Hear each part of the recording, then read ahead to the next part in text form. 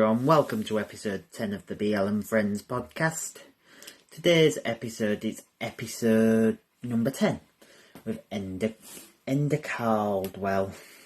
Hope you enjoy it.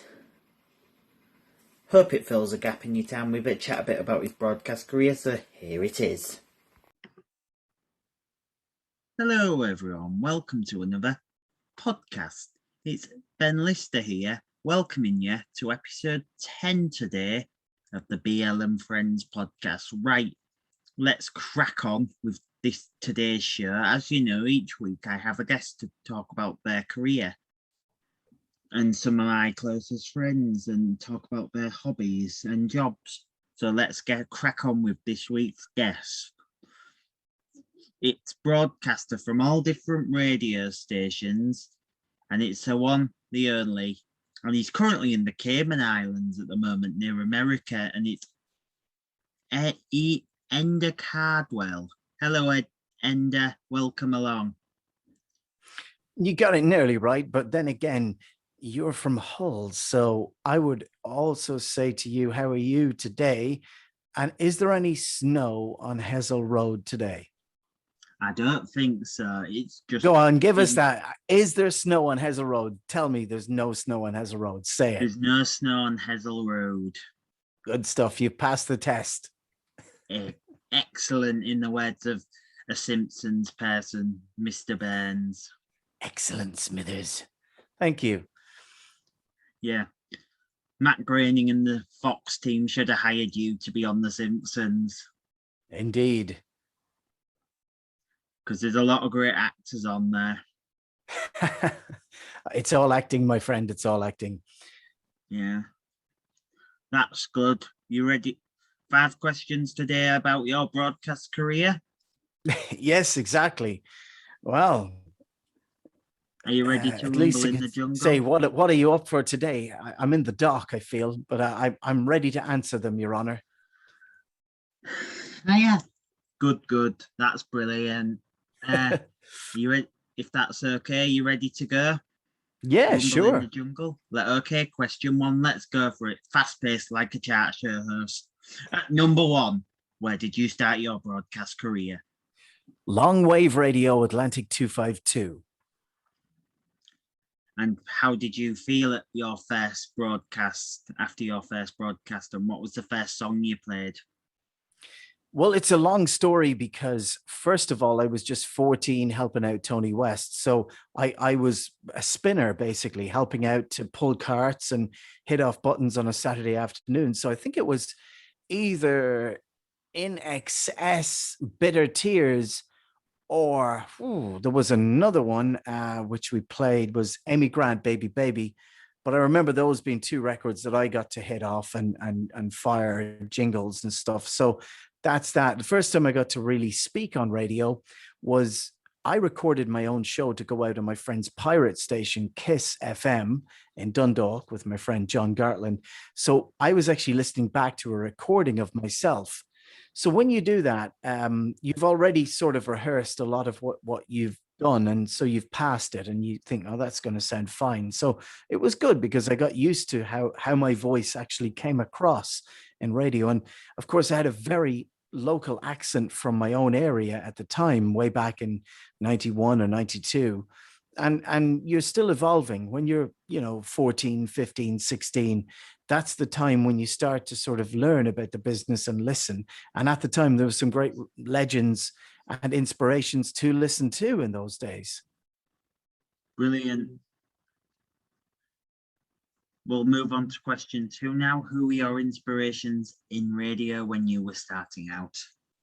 Number 1, I think, would be Casey Kasem. Hi, I'm Casey Kasem. And Casey Kasem was in Hollywood and it was all produced and sent over. You had Rick Dees then, later than that, Scott Shannon, a lot of these people that were doing great chart shows. And of course, Bruno Brooks, Foxy, all of the great guys that were on. I could name all of them because I really enjoyed. Yeah, David Kid Jensen, on the network chart and the Pepsi chart, whatever you called it at the time. Mark Goodyear, I've a lot of these people. I've met a lot of my heroes, and they are now friends.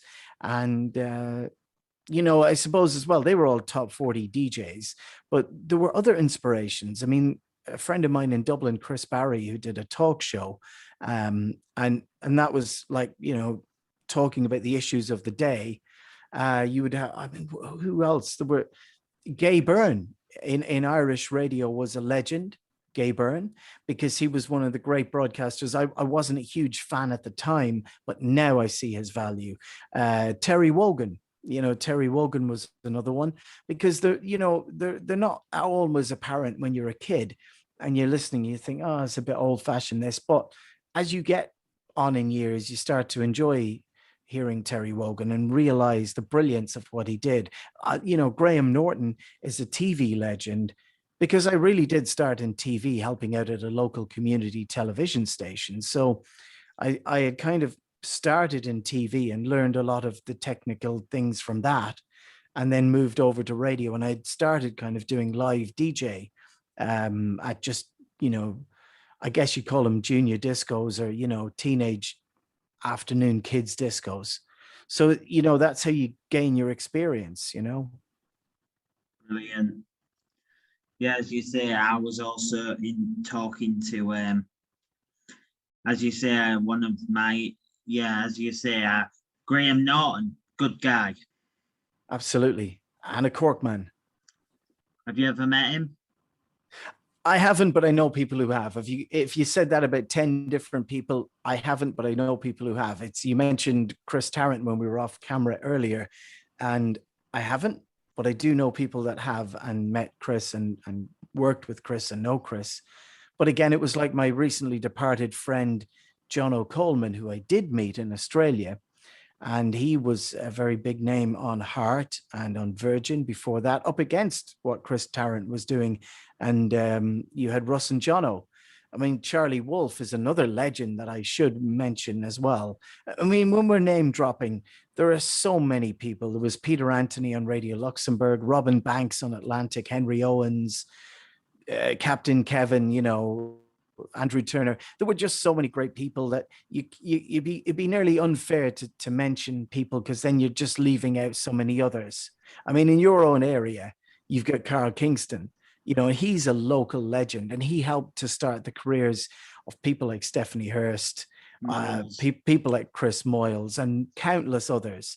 And also it was influential even in my own career a few years ago, when he helped me get a gig in Switzerland. So, there are the great people of broadcasting. And the great thing about the north of England and where you're coming from is that people have got so much passion for what they do, Yeah, me and the first time I spoke to Carl was on the Facebook, and we've done an interview together. Yeah. Oh, brilliant. Good old Carl. I hope he's good in Switzerland. Yeah, he lives on the German-France border. That's it. Yeah, and he speaks to a lot of people on the Pulse server here. Not the Pulse One, sorry. Yeah. You might have heard of Pulse One. I have indeed, of course. I've listened to it. Yeah, of course. Yeah. Was there any association with your Pulse? No. Pulse 87 New York, pulse87ny.com started out of, well, basically it had started, and then the owner sort of went bust. And then Where's the studios in New York? Sorry. Well, the studios were somewhere in New York, but now they're somewhere else in New York. They're in Westchester. And at the moment, it's like from an itty bitty basement in New York. But the radio station sounds $1 million. And if people tune it in at pulsenation.online and pulse87ny.com, they can hear, because we are New York's only dance station. We're New York's dance leader. And we've been doing it since about 2007 or 8. So we're based on a lot of the programming ethics and ethos of the original Hot 103 and Hot 97, which was mainly top 40 and dance based between 86 and about 93. But now, if you look up Hot 97, it's a hip hop and R&B station for New York, WQHT. but that was because stations change format a lot in the States. But the program director of that was Joel Salkowitz, and Joel Salkowitz is now the owner of Pulse 87. He's the guy who took the name and the copyright and the trademark, and from the ashes of Pulse 87.7 closing down, he reignited the station as an online and streaming station. Now we're on various new apps, and we're also on Alexa, and you can download the apps free to listen to us. But it's well worth a listen, especially because top 40 and EDM is everywhere in the charts now. We're playing all of the big artists, your Ed Sheerans, your Dua Lipas, your Bono, you know, of course, along with all of the big EDM stars, from your Calvin Harris's to your Tiestos, to the lesser, well, the newer and upcoming ones, you know, Motti, who else you got? Illyra. You've got a lot of them all over the place, you know, who are Shows. There are ones from Australia, the guys from Australia, Tate McRae from Canada. There's just countless amounts. We were playing Shane Codd recently, and he's Irish like me. You played, because I heard that, because I was told that Bono's son's in a band from U2. Nice one. Can't remember the name. Yeah. Yeah, because a good guy. A good Bono. Guy is right. Have you ever met him? Guy is Bono. Or seen him? Bono, no, but because I worked at 106.5 Riviera Radio in Monaco, he may have heard me on the radio, and of course being from Dublin, but also the fact that he lived in Es Village, and he was friends with a lot of our friends at the radio station where I worked at 106.5 Riviera Radio back in 2008.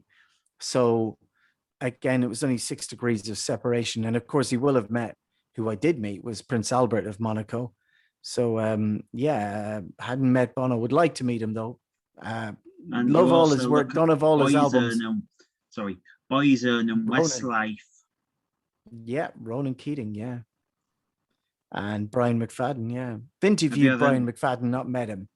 But I know people that know Ronan and stuff. Yeah, Ronan's good. Life is a roller coaster, you know. He's on Magic now. Yeah. There you go. You see, everyone is a radio host these days, you know. He's took over Dr. Fox's old slot, I think, on Magic. Yes. Well, everything evolves and it changes, doesn't it? Someone said that Neil Fox should be back on the national chart show.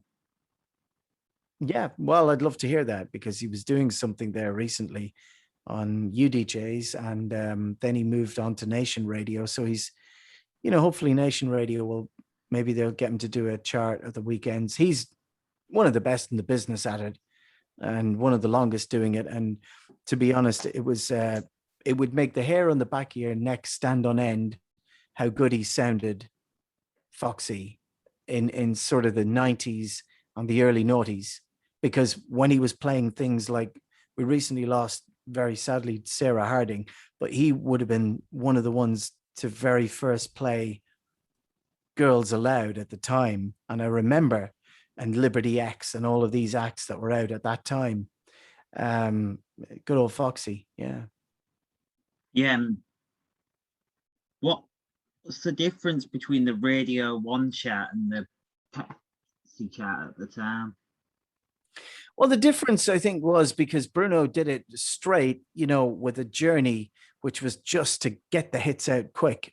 And Bruno would do it in very nice, concise 10-second links and deliver it impeccably tightly. That he was just so tight, but with that amazing voice and just complete wall of sound. So there was that style, which was incredible and still legendary. And then as to the way in which Foxy did it, which was another way, which was kind of like a TV show in some ways, but it was also, it had that big brash US top 40 shouting it from the top of the dial, or from the center of the dial in the case of Capital. but it was just two different personalities, but neither were, they were equally as good as each other. So you were always spoiled for choice. And I suppose um, it's sad that we don't see that type of radio now, because all of that would be sort of, they'd say, oh, well, that's old hat. You don't want to sound like that anymore.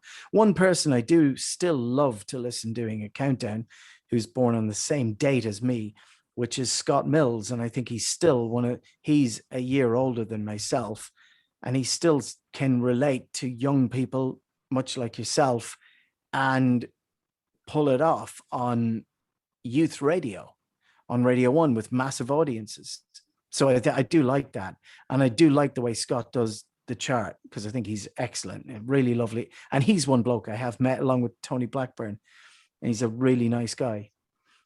Yeah, because as I said, we're up to question 4 now, is it? 3, 4, 4. Well, you were saying, what's your favorite part about the job?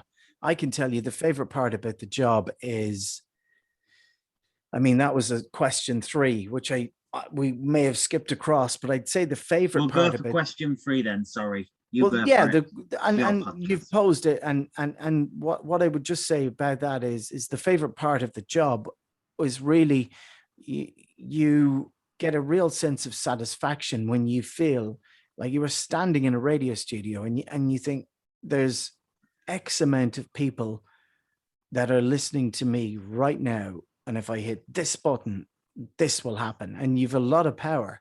So there's a lot of power there. And also, also enjoy doing calls. So you could ring up the radio station.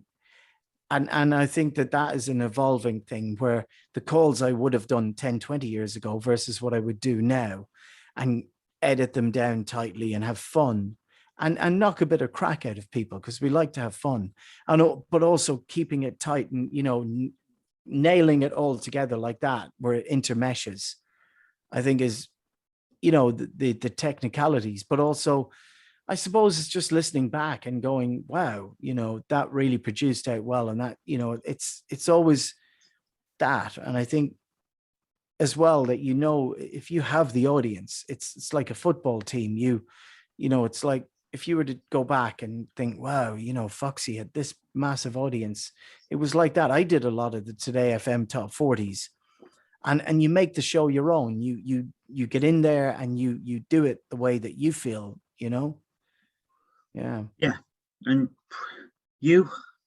I'm going to give you a bit of a task now before we move on to question 4. Can you introduce for me a song? All right. As a practice, like Phil Collins' Easy Lover. Say, for example, you're presenting the chart show and Easy Lover was top of the chart in your own style. You gotta also, okay, here we go. Let's see, because you think of that song, do I even want to talk over the intro of it? That's the first question. Number 2, what's my background on the record? What's it about? And then how has it come about? So we're talking mid-80s. And I don't know, what's the radio station then? What station am I going to introduce it on? What station were you at in 1986? 1986. Oh, well, I'd like to be on Laser 558. So we'll do it a very fast Laser 558 style link, because Paul Rustling will tell you that. Okay, here we go. All Europe Radio, Laser 558. This is Enda W. Caldwell. And here's Phil Collins along with Philip Bailey, Easy Lover, top of the chart on Laser 558. Brilliant. Just get in and get out. You got to get in. You have to know where it starts, where it finishes, and give the listener something. Now, there wasn't that much about me right there, but it's top of the charts. So sometimes you're counting down charts. You don't need to. But if you're Foxy, of course, you'd probably have an interview with Phil Collins. You would do that, wouldn't you? Yeah. But if it's Enda and you haven't got the access to a phone line and you're out in a ship, you have to just get in and get out with the song and in that much and hit the record, Yeah. You have to have excitement, and that's very important, Yeah. We'll go on to question 4 now because I don't want to keep you for long. Yeah, then You're all we right. have to. How has COVID affected your life and line of work? COVID has affected the world, and the world affects life. Life is the world, world is life. It has, from a personal point of view, it meant that a lot of restrictions happened unexpectedly. So plans get changed. It meant that you're on one course to go and report Radio Days Europe 2020 in Portugal in Lisbon. But suddenly I then ended up going over to my sister in the States the week that the lockdowns were announced, but then they locked everything down. And then I was there for 3 months. And yeah, it's a very sad time, have people wearing masks, and it changed an awful lot. In my life, I suppose it's just being away from the ones that you love, not being able to see people that you care about, and being separated from them. That's, I think, a lot of people, a lot of, there's a lot of loneliness which is created by this pandemic. The line of work, it hasn't really affected me as a voice tracker, but if and when I would be doing live on air shows, a lot of people are only going back into the studio now after a year and a half, so many months, 15, 16 months. So it has affected the line of work that way. And it's also, it's taken, people have become more cautious. So they don't want to hire new voices. They don't want to change things. Some new things have occurred as well. There's been some growth and some new ideas and things that have been born out of the necessity to look at the pandemic and the necessity to look at things differently and work from home. So there's good and bad things that have changed in the line of work, but certainly the line of work has changed. But thankfully, because I started a long time ago doing voice tracking, I was a kind of ahead of the posse in that, because, I started 10, 15 years ago doing a lot of my voiceover business and a lot of my voice tracking things. So it hasn't affected it too much. And I could do this job from anywhere on earth. I'm on the Cayman Islands and I'm still heard on a radio station based in New York and one based in London. So that's good. And I could equally be heard on a radio station based in Los Angeles or in Rome or in the Netherlands. So, I'm also on a radio station on the south of Spain, 93.6 Global Radio. And I do a voice track program for that. So you can, it meant that, the world anyway was a smaller place. Last year, even during the lockdown, when it was fully on, I did 3 months on Surf 102.5 in Hua Hin, Thailand, for my friend there, Richard Buckle. Just to, because if you don't use it, you lose it, and if you don't keep hosting radio, you will forget how to do it. I think you'll become rusty, and you're always learning. Every day you're learning something.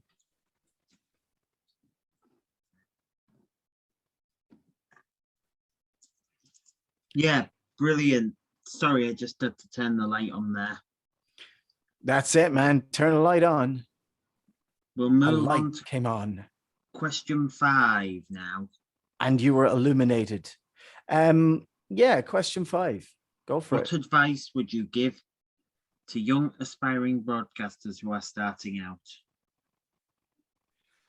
Well, you first of all figure out what is your USP, unique selling point. So am I coming into this as someone who wants to present music or be an influencer who gets a gig in radio? Or am I solely about something to do with broadcasting? Or am I really, really intent on learning the very basics of broadcasting from the BBC style or the Raytheon style, where you learn all of the Bible of how to educate, entertain, and inform, but then taking that outside it and turning it on its head about how to do a link. I asked Charlie Wolf a really good piece of advice. And I will always, if I meet the likes of Charlie Wolf or Foxy or Bruno, I'll say, what would you advise me to do by doing a link? Because they always have something that they can tell you because that you haven't thought about. So always be inquisitive, I would say, is number one. And Charlie's advice, by the way, to me was, and he took out a beer mat because we were in a pub in Ireland. And Charlie is a legend from Laser 558, Atlantic 252, Talk Sport, and one of my favorite broadcasters of all time. And he said to me, Enda, and he took out a pen and he drew a triangle on the other side, the flip side of the beer mat. And he put information at the top of the triangle, entertainment down on the bottom left, and on the right, you, the word you. So he said, somewhere, he said, if you're doing a 15-second link over a record from Little Mix with David Guetta and, Galantis, Heartbreak Anthem, or 8 seconds, how can you get information, entertainment, and you into that link that it will go in, that when the listener hears it, they will hear something of information, the entertainment being whatever that is, and the you. So if you have that, you are building a link with those three pieces of information in mind. So the information could be, Laser 558, it's, or, Viking FM, it's, 20 degrees this evening. That takes a few seconds to say. So that's the information. The entertainment is whatever. It's like, hey, did you know that David Guetta likes to work out a lot and he's one of the most clean living people on earth? That's good because you're asking a question. And then the you part of it is, well, I don't really work out so much, but hey, here's the song with David Guetta, Galantis, Little Mix, Heartbreak Anthem on Viking FM. So you've done three things there in the link. You've given them the information and the time and the temperature, whatever, but you've also gotten, you've gotten them to think, and you've also given your little bit of an opinion and say, well, I'm actually a bit overweight and need to lose the belly at the moment, which is true, but you know what I'm saying? So you're giving something away of yourself that people feel that they get to know Ben, they get to know you. It's important, but also to always sell the station so that whatever station you're on, or if it's a syndicated program, that you're at least branding it. Every time that you open that microphone, you're selling something, which is important, is the brand, but also talk about yourself, and say, give us 10 things about you that you put in each link that say, well, I'm left-handed, or I love to eat Scotch bonnet hot sauce, certain things that people might know about you, but that you'd like people to get to know a little bit about, somebody, oh, I like a pint, but nowadays you have to be all the more careful. So that's, learn the basics of how to do a link. And even if you're going to be not on radio and you're going to be on YouTube and you're going to be an influencer, still bring this line of engagement to whatever you do, and you will, I think, succeed. Rather than if somebody, what do we do with someone who just is talking and talking like I am right now, lecturing? Well, what do we do with that? You kind of tune out after a while, don't you? So you want to be always doing that. And I think that's important also, to sort of keep rehearsing, and also like never to take no for an answer. You always should go to the top person. So if somebody turns you down and you feel, well, hang on, I really think I actually have something to offer this radio station, keep chipping away until you actually meet the chief of the production or the radio station, and try to get, don't harass them, but get somehow that you're pushing your way, but not being pushy, so that you're trying to find out from them, how can I help your problem? How can I solve your problem? And I think that's important to find that out as well, because somebody somewhere is going to want to hire a Ben Lister or an Enda Caldwell for different things. But somewhere in the middle, somebody's going to go, yeah, I like him for that. He'd be good for that. And yeah, he'd be good for that. You know, there's always certain roles that are suited to people. So you got to define those, and also never be afraid as well to step outside your comfort zone. So if you thought that you wanted to do one thing, it could still lead you back into what you wanted to do, because it's just the way of the world. It's that you have to experience one thing in order to get to the thing that you really wanted to get. Being hell-bent, as I probably was in the beginning of being on radio, I forgot that the best broadcasters and DJs are the ones that have probably lived another life and got drawn into it, rather than starting out wanting to be in radio from day one. So when you step back from something, it actually brings you back in, I think. And it's you'll find that happens with a lot of people, even in music and creatively, in you know, in an inspirational way, that when you sort of go focus on something else, what you actually dreamed about can happen, but as long as you keep that dream in mind and don't let go of it. Brilliant. That's it for today. Thank you for joining us, Enda. You're welcome. You're welcome. Do join me again soon for another podcast very soon. But for now, please give it up for Mr. Enda Cardwell. Way self-praise is no praise. I'm the only. It's like Steve Wright in the afternoon. I don't even have my clapping sound effects, but yeah, thank you so much, Ben. I appreciate you reaching out to ask me to do this. It was great. We are socially distanced, by the way. Very by probably distanced. 4,000 or 5,000 miles, my friend. Yes. Yeah, we are. We've got oceans between us, and we've got island between us. Well, that's what Richard Marx said. Oceans apart, day after day, you know.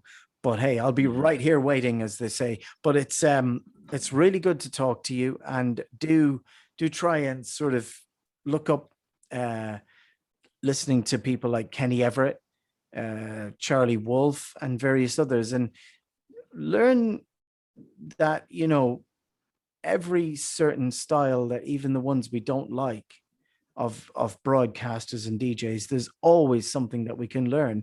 My boss, and my final piece of wisdom is that if you're running a pizzeria, and it's Ben's Pizzeria, and you've got a staff of 8 people, you have to know how to make every pizza on the menu, because guess what, Ben? And this is the same if you're running a radio station. If all those people fell with, God forbid, COVID, or don't mention that, but they fell ill and got the flu, or I don't know, they all just couldn't come into work or whatever, or they were massively hungover and couldn't get in.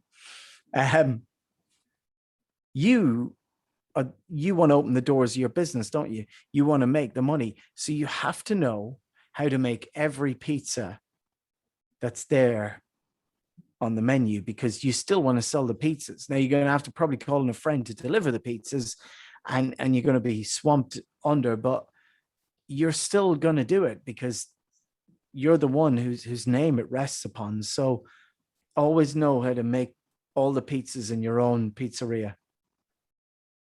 Brilliant. This will be available on wix.com and YouTube, and I will upload the links later on. But for now, thank you very much for watching and listening. And that's a wrap. That was my interview with Enda Caldwell. Hope you enjoyed it. Hope it filled a gap in your time. And I hope you're feeling sane and mental health good. I'll be uploading 2 more videos tonight. One from my Chatbox collection, episode 25 of that series, and 26. And 2 2019 editions. And 3 from the archives from 2019 and 2020. my interview with Fiona Mills, Darren Leatham and John Gilbert. And I'll be uploading my 2 chat box series later on as well. But I hope you enjoyed the interview with Enda Caldwell. My next one upload will be with Bruce Edwards and Kevin King. So stick around for that. Bye.